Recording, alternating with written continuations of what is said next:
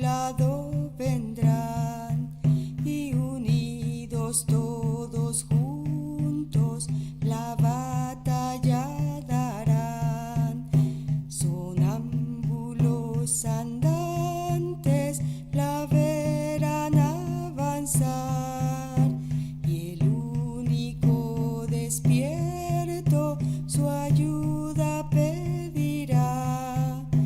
Los peores y mejores por ella se unirán y el agua de los cielos a todos limpiará. A toques del pasado el presente se oirá, mas solo en el silencio su voz se escuchará. Y en caso de sordera un sacrificio habrá, cuya luz por milenios la ruta alumbrará, cuya luz por milenios la ruta alumbrará, cuya luz por milenios la ruta alumbrará. Todos los grandes acontecimientos de estos 50 años son resultado de lo que fue el 68. El 68 fue una toma de conciencia planetaria, que la humanidad se dio cuenta de que había toda una serie de instituciones, de ideologías que estaban mal porque ya eran caducas y que ya no funcionaban bien, que entonces había que cambiarlas. En 1969, cuando se hace un balance del 68, se llegó a esta conclusión, que había sido un movimiento que había sacudido toda la humanidad, pero que no había servido absolutamente de nada porque nada había cambiado. Es decir, que 69 era exactamente igual que 67, pero lo que había ocurrido es que esta toma de conciencia planetaria de la humanidad estaba en el inconsciente colectivo, y que 20 años después empieza a pasar la conciencia y empiezan a producirse acontecimientos totalmente inesperados que van a cambiar el rumbo de la historia. El más evidente de todos fue el desplome de la Unión Soviética, en que se desintegra la Unión Soviética, porque no había tal unión, eran una serie de países dominados por Rusia, que sin necesidad de que hubiera una guerra ni revoluciones, recuperan su independencia, y el sistema comunista, sin necesidad de una guerra mundial que todo el mundo estaba esperando que ocurriera, se viene abajo, porque en el 68 se dieron cuenta que no había tal comunismo, que eran unas pandillas burocráticas, y no había dictadura del proletariado ni nada que se le pareciera, sino eran las dictaduras burocráticas las que estaban usurpando el poder y la riqueza de todas esas naciones, y sin que se disparase un solo tiro, estos pueblos deciden cambiar de rumbo, se desploman esos sistemas y se inicia una nueva etapa para todos esos países. Lo mismo ocurre con las dictaduras de las militares de América Latina. También se creyó que se iba a hacer necesario toda una serie de revoluciones para derrocarlas, y no es así. 20 años después se empiezan a derrumbar sin necesidad de ninguna revolución. El caso de México es lo mismo. En México existía hasta en esa época una monarquía disfrazada de república, en que el presidente era en realidad un monarca absoluto. La única limitación que tenía es que se tenía que cambiar de monarca cada 6 años, pero no existía ni era presidente, ni había división de estados, ni había soberanía de los estados, ni nada que se le pareciera. Y en el año 2000 también, sin que se disparase un solo tiro, se derrumba ese sistema, y si el país llega a lo que estamos ahorita, que es una anarquía. Pero de la anarquía hay ya la esperanza que esperamos a muy corto plazo, que surja realmente un sistema democrático auténtico y una participación ciudadana mucho más importante en los designios del país. Entonces, todos estos cambios, la liberación femenina, también un cambio importantísimo que se gesta en el 68, y 20 años después empieza ya a manifestarse en forma muy evidente. La conciencia ecológica es otra también, que se gesta en 68 y empieza a manifestarse después con cambios muy importantes. Hasta el 68 todavía, que obviamente ya había mucha contaminación en el mundo, todo el mundo creía que eso era un síntoma de progreso, porque significaba que estaban produciendo más bienes y había un desarrollo económico importante gracias a que había esa contaminación. Ahorita ya un niño tiene más conciencia ecológica que la que tenía un sabio hace 50 años, cuando ya dice, bueno, ¿cómo es posible que hayamos llegado a esta situación de destrucción del medio ambiente y de contaminación por todos lados? Entonces ya surgen todos los movimientos verdes, surge toda una serie de medidas para empezar a detener esta destrucción del planeta. Todo eso es resultado de esa conciencia que se toma en el 68. Regina es una Dakini, o sea, un ser celestial que toma cuerpo físico humano para realizar una misión determinada. Eso es lo que fue Regina. Su misión consistió en lograr iniciar el despertar del Popocatépetl y del Iztaccíhuatl, que a su vez estarían destinados a continuar un despertar de conciencia en todas las montañas de América, o sea, que es la espina dorsal del planeta, es decir, no nada más de los Andes, sino desde el cerrito más pequeño de Alaska hasta el último cerrito de la Patagonia, constituye la espina dorsal del planeta. Y entonces ese proceso de despertar de la conciencia de la Tierra misma se inicia en México, en el movimiento del 68, cuando ella logra despertar la conciencia de estas dos montañas. Regina nace en la casa de campo de mis padres. Mis padres tenían una casita de campo en la aldea de los Reyes, que es toda una aldea que tiene toda una historia muy interesante. Es ahí donde él estuvo escondido en Nezahualcóyotl, es ahí donde estuvo una escuela de los alquimistas en la época de la colonia, es ahí donde el maestro Estrada forma un grupo de discípulos para que empiecen a difundir el Hatha Yoga por todo el mundo. Sí, es un lugar que tiene la capacidad de ocultar las cosas importantes que en ella ocurren, y quizás la más importante pues, fue justamente que ahí nace Regina al pie de los volcanes, ¿no? Entonces nace en la casa de campo de mis padres. De hecho, mi madre ayuda a la partera que atendió a Regina, porque ellos fueron a visitar. Los padres de Regina eran amigos de mis padres, porque el padre de Regina, que era alemán, en esa época importaba maquinaria alemana a México. Estamos hablando de la década de los 30. Mis padres tenían una fabriquita de dulces, entonces le compran la maquinaria al padre de Regina, se establece esa amistad, y por eso mi madre invita a los padres de Regina a conocer su casa. Se acelera el nacimiento de Regina y nace allí el 21 de marzo de 1948, que es justamente cuando se inicia la era de Acuario. El día que ella regresa a México de China, ella busca la dirección de las casas que le habían dejado sus padres, y era la de esta casa aquí en Alumnos y la de la Aldea de los Reyes. Cuando se da cuenta que la Aldea de los Reyes está separada de la ciudad, prefiere alquilar esta casa, y ese día mi madre me dice: oye, ¿te acuerdas de hace 20 años? Cuando ella nació yo tenía 13 años, cuando regresa yo ya tenía 33. Pues yo la verdad no me acordaba bien, pero regreso, y entonces en cuanto ella me conoce, platicamos un rato, me dice: tú vas a ser el testigo de lo que va a pasar en México. Insisto, esto ocurre el 21 de marzo de 1968. Ni ella misma sabía en ese momento la necesidad que iba a ser a tener de realizar un sacrificio en Tlatelolco, sino creía que a través de los rituales que iba a hacer en el Zócalo, con que de hecho hizo, se iba a lograr este despertar. Pero resulta que el Iztaccíhuatl, precisamente, como su conciencia estaba más adormecida que la del Popocatépetl, no despertó con los dos rituales que se hicieron en el Zócalo, que fueron concentraciones de varios cientos de miles de personas. Entonces fue necesario que murieran 401 personas el 2 de octubre en Tlatelolco para que se lograra ese despertar de la conciencia femenina.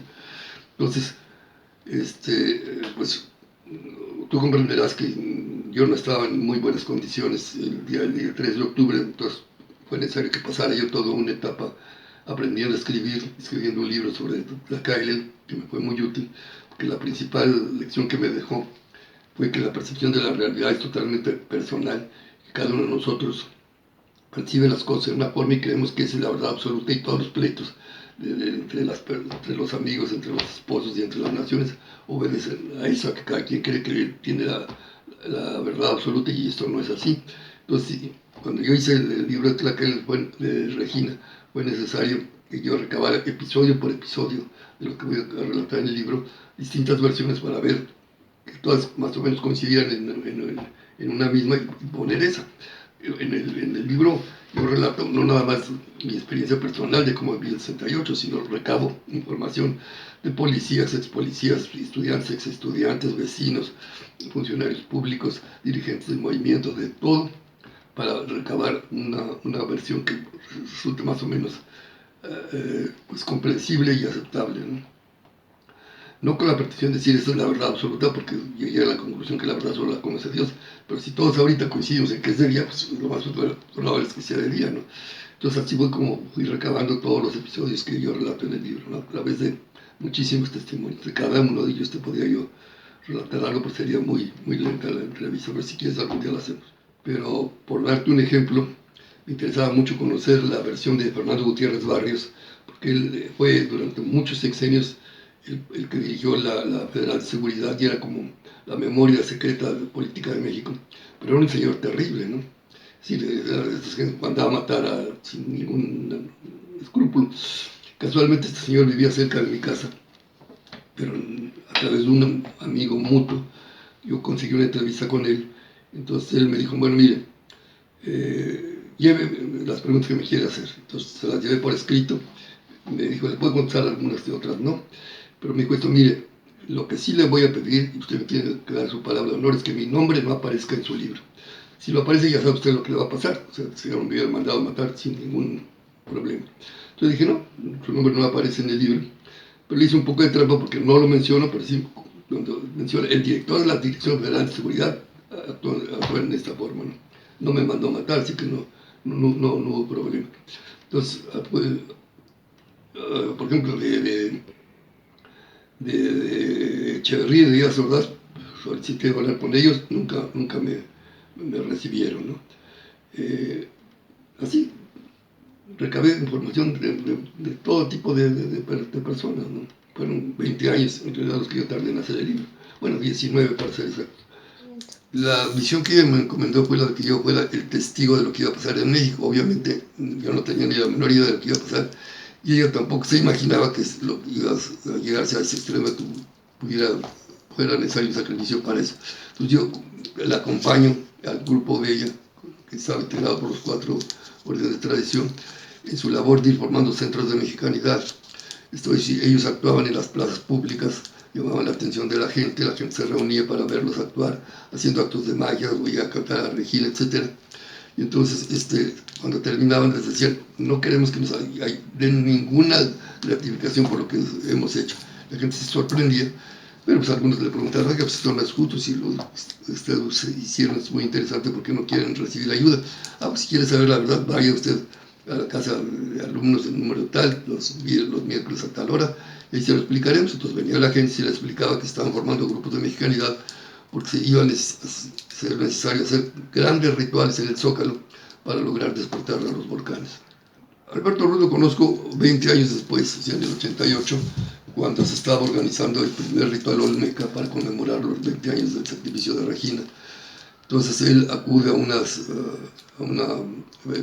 plática que se explicaba el motivo de lo que se necesitaba hacer, un ritual Olmeca, el 2 de octubre de 88, y en realidad él va allá a este ritual y es cuando se empieza a establecer una relación con Alberto que ha durado del 88 para acá, en que hemos participado en muchísimos eventos, tanto en México como en varios países, lo mismo de Europa, que de Estados Unidos, que de Asia. En el 68 todos estábamos dormidos, pero la conciencia femenina estaba más dormida que la masculina, por la destrucción que se hizo en la época de los aztecas de los altares femeninos de Tlatelolco.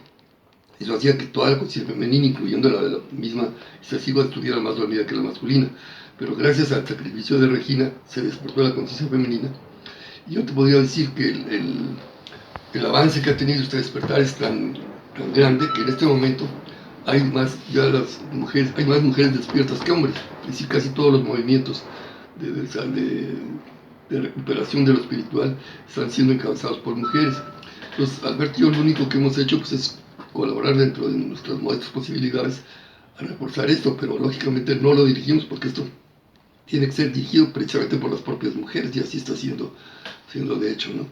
A partir de ahí me invitó a un evento en la plaza de Tlatelolco en el año del 88 que él llamó un ritual Olmeca, y de acuerdo a su manera de leer la historia, en la historia de México tiene como una ciclicidad, ¿no? Una ciclicidad en cual las culturas nacen igual que las personas y los árboles y la vida, crecen, se desarrollan, entran en el ocaso y pasan otra vez por el Mictlán o por el lugar de los muertos y vuelven a resurgir. Esta idea de ciclicidad de la lectura de la historia me interesó mucho. Y con respecto a México también, como diferentes momentos de la cultura mexica, olmeca, maya, tarasca, todos tienen este auge, esta subida y esta declinación. Y él consideró que la cultura olmeca, la más antigua, que aparentemente había desaparecido, ¿no?, y de la cual tenemos muy pocos vestigios, resurgía con esta nueva generación de propuestas que juntan lo espiritual con lo social. Y a eso me encantó como propuesta. Y dijo, pues vamos a hacer un ritual olmeca en Tlatelolco. Participé y era pues totalmente diferente que las marchas del 68. Marchas del 68 seguían con las mismas consignas, con las mismas mentadas de madre al gobierno y a los políticos, con las mismas consignas sin variación del 68, la misma actitud, ¿no?, el mismo griterío y las mentadas y todo. Y dije, no, pues esto ya no resueno con esto, ¿no? En cambio, la marcha que hicimos nosotros en sentido contrario a la de Zócalo, Tlatelolco, nosotros fuimos de Tlatelolco al Zócalo, todos veníamos de blanco, todos en silencio, tomando el elemento del silencio, de la marcha del silencio en el 68, que se realizó también por la Avenida Reforma hasta el Zócalo, el silencio como forma de decir las cosas sin gritarlas, el grito del silencio. Entonces participé en esa marcha muy ordenada, casi todos vestidos en blanco, con los trajes de diferentes tradiciones mexicanas. Y me encantó esa propuesta de poder decir, la paz no se grita, se manifiesta en actitud, en silencio y en actitud de respeto por lo que uno es y lo que uno está haciendo y por el lugar por donde está uno transitando. Entonces a partir de ahí nació una amistad con al que llamo ahora Toño, mi compadre Toño Velasco Piña, y llevamos desde el 88 hasta la fecha estando muy cercanos. Con todo y que somos dos aparentemente diametralmente diferentes personajes, ¿no?, en muchos aspectos, hay una cierta complementariedad entre él y yo, que ambos reconocemos y que a ambos nos sirve de espejo, ¿no?, como para aprender constantemente uno del otro. Y bueno, a partir del 88 empecé a buscar la manera de ir juntando estos movimientos de emergencia en México, generalmente, como en todos lados, muy peleados entre sí, juntar el movimiento de la mexicanidad con el movimiento de la ecología, con el movimiento de los artistas, con el movimiento de los movimientos sociales. Y fue de todas esas propuestas que logré finalmente crear una nueva forma de movimiento, ¿no?, que llamamos el Consejo de Visiones de Guardianes de la Tierra, ¿no?, ya con el concepto de que más importante que nuestras reivindicaciones humanas están las reivindicaciones de la Tierra, que nosotros tenemos que recordar y reconocer que la Tierra puede vivir perfectamente y mejor que lo que está viviendo este momento, sin nosotros, que nosotros no podríamos vivir sin ella. Entonces, con este proceso, en el 88, en el año 94, 95, por ahí, ¿no?, yo ya empecé a pensar en hacer una nueva caravana, y Antonio Velasco Piña me dijo que era el momento de hacerlo, que mi tarea era la de contribuir a llevar lo que estaban haciendo México, que él llamó en uno de sus libros El despertar de la mujer dormida, que significa el Iztaccíhuatl, y de la cultura de la mujer, de la sacerdotisa, de la guerrera, representada en este personaje Regina, ¿no?, este personaje histórico y también de ficción, ¿no?, este arquetipo de mujer guerrera que aparece en todos los libros. A Velasco Piña ha publicado más de 20 libros y siempre hay una mujer como la protagonista del libro. No somos nosotros los hombres, sino las mujeres, ¿no? Entonces, en este proceso, en el libro de Regina 2 de octubre, no se olvida, él se presenta a sí mismo como el testigo, el que relata el 68 desde esa visión no puramente política, ¿no?, sino político-espiritual. Y él, como testigo, el que hace un testimonio igual en la parte de los acontecimientos, de las marchas, de la represión, de la matanza del 2, todo es exactamente igual, pero dentro de ese mismo proceso, invisiblemente, pero ahí presente, este movimiento de una nueva mexicanidad. Entonces, en el 94-95, él me pidió, o más me hizo saber, que él tenía que dejar este puesto del testigo y que la persona que mejor encarnaba al testigo en esa época, en los 90s, era yo. Era yo porque yo he viajado y porque sigo viajando por todos lados. Puedo entender mejor ese despertar, no como el despertar de México, sino el despertar de toda América Latina, y también conectarlo con el despertar en el resto del mundo, el despertar de la conciencia en el resto del mundo. Entonces yo decidí en el 95 empezar una nueva caravana, y él me pasó el bastón simbólico de Regina, me lo pasó en una ceremonia aquí bajo el árbol de la mate de Huehuecoyot, y me dijo, bueno, si vas a partir al sur, esta es tu tarea, contribuir a llevar las experiencias, este despertar, y a recoger también de cada lugar por donde pases, de sus montañas, de sus pueblos, de sus ceremonias, de sus tradiciones, de sus cantos, de su resistencia, que preservamos de todo esto para el despertar ya no de México, sino de todas las Américas. Y entonces inicié este viaje de la caravana Arcoíris por la Paz, que me llevó desde aquí de Huehuecoyot en el año 96 hasta el 2009 a viajar por 13 años por 18 países de América Latina haciendo ese trabajo, en lo ecológico, en lo artístico, en lo cultural, en lo ceremonial, en lo político, ¿no? En una caravana arcoíris, en ese sentido, con todas esas diferentes formas de pensar la transformación, no como solamente política o como solamente espiritual o artística o cultural o tecnológica, científica, sino integral, holística.